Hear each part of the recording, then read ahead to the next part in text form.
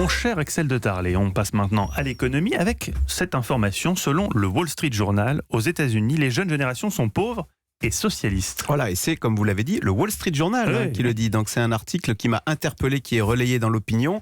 Article qui est intitulé Millennial, la génération la moins riche de l'histoire. Alors les millennials, vous savez, c'est cette génération qui aujourd'hui a 30 ans.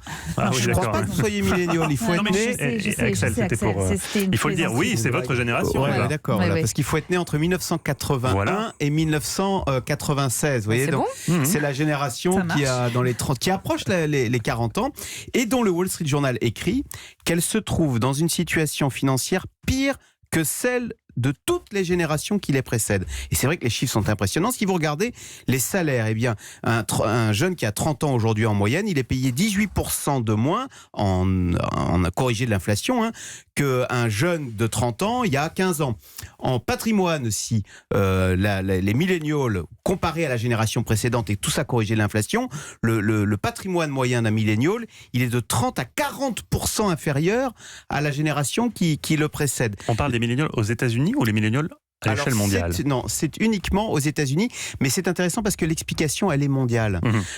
Pourquoi les milléniaux aujourd'hui ont du mal à s'insérer dans le monde du travail? D'abord, vous savez que l'emploi est de moins bonne qualité. Aujourd'hui, ce sont moins des emplois d'industrie, mais davantage des emplois dans les services et ubérisés, c'est-à-dire où on est son auto-employeur. Et puis en plus, les milléniaux ont été fauchés par la crise de 2008. Alors vous savez très bien que le niveau de salaire auquel on vous embauche va vous suivre un petit peu ensuite toute votre vie. Donc c'est une génération qui est mal partie. Et puis sur le plan patrimonial, c'est une génération qui arrive après la hausse.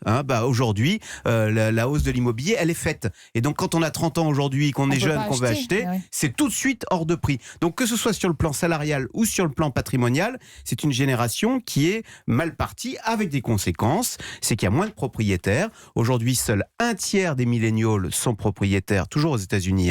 Autrefois, c'était la même génération, les trentenaires, autrefois, la moitié étaient propriétaires.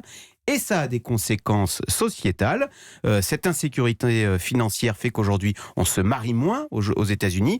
Le taux de natalité est tombé aux États-Unis à son plus bas niveau depuis 32 ans.